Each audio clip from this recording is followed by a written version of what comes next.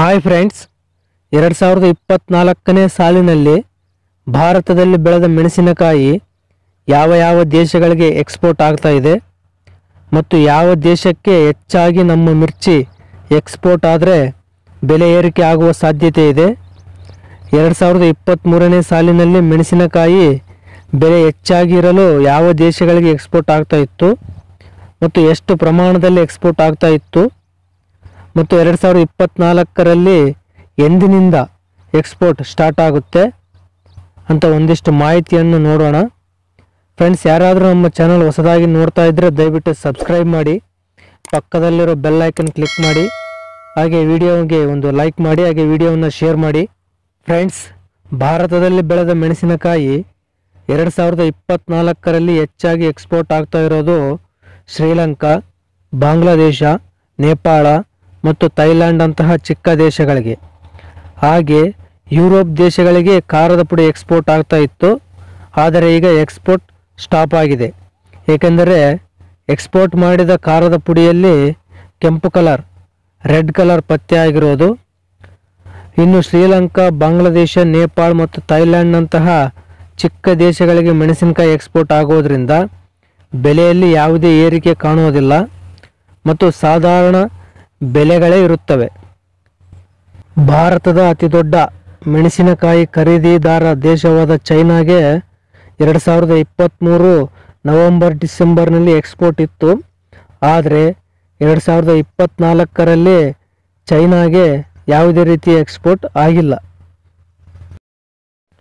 Friends, ಇನ್ನು 2024ರಲ್ಲಿ ಯಾವ ಯಾವ ದೇಶಗಳಿಗೆ ಎಷ್ಟು ಪ್ರಮಾಣದಲ್ಲಿ ಮೆಣಸಿನಕಾಯಿ ಎಕ್ಸ್ಪೋರ್ಟ್ ಆಗಿದೆ ಅಂತ ನೋಡುವುದಕ್ಕಿಂತ ಮೊದಲು 2023ರಲ್ಲಿ ಮೆಣಸಿನಕಾಯಿಗೆ ಉತ್ತಮ ಬೆಲೆ ಬರಲು ಯಾವ ದೇಶಗಳಿಗೆ ಎಷ್ಟು ಪ್ರಮಾಣದಲ್ಲಿ ಮೆಣಸಿನಕಾಯಿ ಎಕ್ಸ್ಪೋರ್ಟ್ ಆಗ್ತಾ ಇತ್ತು ಅಂತ ಸ್ವಲ್ಪ ಹೇಳ್ಬಿಡ್ತೀನಿ.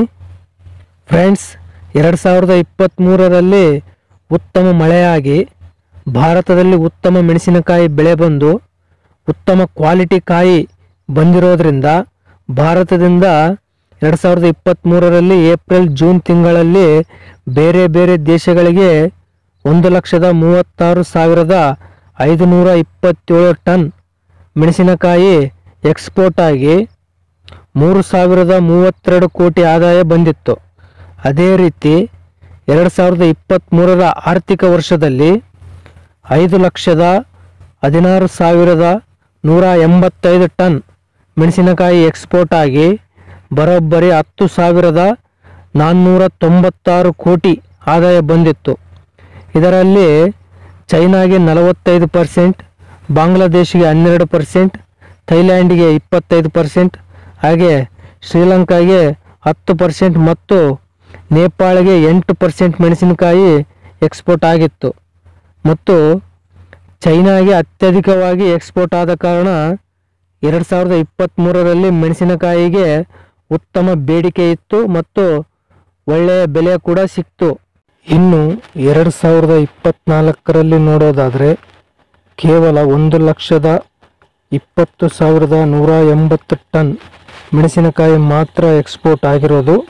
ಏಕೆಂದರೆ ಭಾರತದಿಂದ ಇಂಪೋರ್ಟ್ ಮಾಡಿಕೊಳ್ಳುತ್ತಿದ್ದ ಎರಡು ಪ್ರಮುಖ ದೇಶಗಳು ಚೈನಾ ಮತ್ತು ಯುರೋಪ್ ದೇಶಗಳು ಇಂಪೋರ್ಟ್ ಸ್ಟಾಪ್ ಮಾಡಿರೋದ್ರಿಂದ ಇದರಿಂದ ಮೆಣಸಿನಕಾಯಿ ಡಿಮ್ಯಾಂಡ್ ಕೂಡ ತುಂಬ ಕಡಿಮೆಯಾಗಿದೆ. ಭಾರತದಲ್ಲಿ ಬೆಳೆದ ಖಾರದ ಮೆಣಸಿನಕಾಯಿ ಇಂಪೋರ್ಟ್ಗೆ ಚೈನಾ ತುಂಬ ಫೇಮಸ್ಸು. ಹಾಗೆ ಖಾರ ಇಲ್ಲದ ಅಂದರೆ ಸ್ಪೈಸಿ ಕಡಿಮೆ ಇರುವ ಮೆಣಸಿನಕಾಯಿ ಇಂಪೋರ್ಟ್ಗೆ ಯುರೋಪ್ ದೇಶಗಳು ತುಂಬ ಫೇಮಸ್ಸು. ಈ ಚೈನಾ ಮತ್ತು ಯುರೋಪ್ ದೇಶಗಳು ಮೆಣಸಿನಕಾಯಿ ಮತ್ತು ಖಾರದ ಪುಡಿ ಇಂಪೋರ್ಟನ್ನು ಸ್ಟಾಪ್ ಮಾಡಿರೋದ್ರಿಂದ ಬೆಲೆ ಏರಿಕೆ ಆಗ್ತಾ ಇಲ್ಲ. ಇನ್ನು ಭಾರತದಲ್ಲಿ ಏಪ್ರಿಲ್ ಮೇ ತಿಂಗಳಲ್ಲಿ ಲೋಕಸಭೆ ಚುನಾವಣೆ ಇರೋದ್ರಿಂದ ಕೂಡ ಮೆಣಸಿನಕಾಯಿ ಎಕ್ಸ್ಪೋರ್ಟ್ ಸ್ವಲ್ಪ ಪ್ರಮಾಣದಲ್ಲಿ ಸ್ಟಾಪ್ ಆಗಿರೋದು. ಜೂನ್ 4ರ ನಂತರ ಹೊಸ ಸರ್ಕಾರ ರಚನೆಯಾದ ಮೇಲೆ ಎಕ್ಸ್ಪೋರ್ಟ್ ಮತ್ತೆ ಶುರು ಆಗಬಹುದು. ಇನ್ನು ಚೈನಾ ಬಗ್ಗೆ ನೋಡೋದಾದರೆ ಚೈನಾ ಭಾರತದ ಜನಸಂಖ್ಯೆಗೆ ಸಮನಾದ ಒಂದು ದೇಶ. ಚೈನಾ ಪ್ರತಿ ವರ್ಷ ಭಾರತದಿಂದ 45% ಮೆಣಸಿನಕಾಯಿಯನ್ನು ಇಂಪೋರ್ಟ್ ಮಾಡಿಕೊಳ್ಳುತ್ತಿತ್ತು. ಚೈನಾ ಭಾರತದಲ್ಲಿ ಬೆಳೆಯುವ ಮೆಣಸಿನಕಾಯಿ ಅತಿ ಹೆಚ್ಚು ಇಂಪೋರ್ಟ್ ಮಾಡಿಕೊಳ್ಳುವ ದೇಶ. ಈ ಸಲ ಚೈನಾದ ಕಂಪನಿಗಳು ಭಾರತದ ಮೆಣಸಿನಕಾಯಿಯನ್ನು ಇಂಪೋರ್ಟ್ ಮಾಡಿಕೊಳ್ಳಲು ಆಸಕ್ತಿ ನೋಡಿಸ್ತಾ ಇಲ್ಲ. ಏಕೆಂದರೆ ಭಾರತ ಸರ್ಕಾರ ಚೈನಾದ ಕೆಲವು ಮೊಬೈಲ್ ಆ್ಯಪ್ಗಳನ್ನು ಭಾರತದಲ್ಲಿ ಬ್ಯಾನ್ ಮಾಡಿರೋದು. ಚೈನಾ ಕಂಪನಿಗಳು ಪಾಕಿಸ್ತಾನದಲ್ಲಿ ಬೆಳೆದ ಮೆಣಸಿನಕಾಯಿ ಬೆಳೆಯನ್ನು ಖರೀದಿಸಲು ಆಸಕ್ತಿ ನೋಡಿಸ್ತಾ ಇರೋದು. ಇದರಿಂದ ಚೈನಾ ನಮ್ಮ ಮೆಣಸಿನಕಾಯಿ ಖರೀದಿಸಲು ಸ್ವಲ್ಪ ಹಿಂದೇಟಾಗ್ತಾ ಇರೋದು. ಇನ್ನು ಜೂನ್ 4ರ ನಂತರ ಹೊಸ ಸರ್ಕಾರ ರಚನೆಯಾದ ಮೇಲೆ ಚೈನಾಗೆ ಎಕ್ಸ್ಪೋರ್ಟ್ ಆಗುವ ಸಾಧ್ಯತೆ ಇದೆ ಅಂತ ಮಾರ್ಕೆಟ್ ವರ್ಗದವರು ಹೇಳ್ತಾ ಇದ್ದಾರೆ. ಇದೇ ವರ್ಷ ಆಗಸ್ಟ್ ಸೆಪ್ಟೆಂಬರ್ನಲ್ಲಿ ಚೈನಾಗೆ ಮೆಣಸಿನಕಾಯಿ ಎಕ್ಸ್ಪೋರ್ಟ್ ಆಗುವ ಸಾಧ್ಯತೆ ಇದೆ ಅಂತ ಮಾರ್ಕೆಟ್ನ ವ್ಯಾಪಾರಸ್ಥರು ಕೂಡ ಹೇಳ್ತಾ ಇದ್ದಾರೆ. ರೈತರು ತಾವು ಬೆಳೆದ ಬೆಳೆಯನ್ನು ಸ್ವಲ್ಪ ದಿನಗಳ ಕಾಲ ಕೋಲ್ಡ್ ಸ್ಟೋರೇಜ್ಗಳಲ್ಲಿ ಸ್ಟಾಕ್ ಮಾಡೋದು ಒಳ್ಳೆಯದಂತ ಮಿರ್ಚಿ ಟ್ರೇಡರ್ಸ್ ಹೇಳ್ತಿದ್ದಾರೆ. ಒಂದು ವೇಳೆ ಚೈನಾಗೆ ಎಕ್ಸ್ಪೋರ್ಟ್ ಶುರುವಾಗದೇ ಇದ್ದರೆ ಕೋಲ್ಡ್ ಸ್ಟೋರೇಜ್ನಲ್ಲಿರುವ ಮೆಣಸಿನಕಾಯಿ ಕ್ವಾಲಿಟಿ ಹಾಳಾಗುವ ಸಾಧ್ಯತೆ ಇದೆ. ಇನ್ನು ಯುರೋಪ್ ದೇಶಗಳಿಗೆ ಕೂಡ ಈ ಜುಲೈ ತಿಂಗಳಿಂದ ಕ್ವಾಲಿಟಿ ಖಾರದ ಪುಡಿ ಎಕ್ಸ್ಪೋರ್ಟ್ ಆಗುವ ಸಾಧ್ಯತೆ ಇದೆ. ಇನ್ನು 2 ರಿಂದ 3 ತಿಂಗಳೊಳಗೆ ಚೈನಾಗೆ ಮತ್ತು ಯುರೋಪ್ಗೆ ಎಕ್ಸ್ಪೋರ್ಟ್ ಸ್ಟಾರ್ಟ್ ಆಗುವ ಸಾಧ್ಯತೆ ಇದೆ ಮತ್ತು ಆಗಸ್ಟ್ ಸೆಪ್ಟೆಂಬರ್ನಲ್ಲಿ ಒಳ್ಳೆಯ ಬೆಲೆ ಸಿಗುವ ಸಾಧ್ಯತೆ ಇದೆ ಅಂತ ಮಿರ್ಚಿ ಟ್ರೇಡರ್ಸ್ ಹೇಳ್ತಿದ್ದಾರೆ. ಫ್ರೆಂಡ್ಸ್, ನೀವೇನಾದರೂ ಕೋಲ್ಡ್ ಸ್ಟೋರೇಜ್ನಲ್ಲಿ ಮೆಣಸಿನಕಾಯಿ ಸ್ಟಾಕ್ ಮಾಡಿದರೆ ದಯವಿಟ್ಟು ಕೋಲ್ಡ್ ಸ್ಟೋರೇಜ್ಗಳಿಗೆ ಹೋಗಿ ಅಲ್ಲಿ AC ಕಂಡೀಷನ್ ಯಾವ ರೀತಿ ಇದೆ ಅಂಥೇಳಿ ಗಮನಿಸ್ತಾ ಇರಿ. ಏಕೆಂದರೆ AC ಗಳನ್ನು ಆಫ್ ಮಾಡುವ ಸಾಧ್ಯತೆ ಇರ್ತದೆ. ಇದರಿಂದ ಕಾಯಿ ಕ್ವಾಲಿಟಿ ಡ್ಯಾಮೇಜ್ ಆಗುವ ಸಾಧ್ಯತೆ ಕೂಡ ಇರ್ತದೆ. ಎಕ್ಸ್ಪೋರ್ಟ್ ಸ್ಟಾರ್ಟ್ ಆಗುವ ಸಮಯಕ್ಕೆಲ್ಲ ಕಾಯಿ ಕ್ವಾಲಿಟಿ ಇಲ್ಲದೇ ಇದ್ದರೆ ಮತ್ತೆ ರೇಟ್ ಇಳಿಕೆ ಆಗುವ ಸಾಧ್ಯತೆ ಇರ್ತದೆ. ಇದರಿಂದ ರೈತರಿಗೆ ನಷ್ಟ ಆಗುವ ಸಾಧ್ಯತೆ ಇರ್ತದೆ. ಆದ್ದರಿಂದ ಪ್ರತಿ ತಿಂಗಳಿಗೊಮ್ಮೆ ಹೋಗಿ AC ಬಗ್ಗೆ ತಿಳಿದುಕೊಳ್ಳುವುದು ಉತ್ತಮ.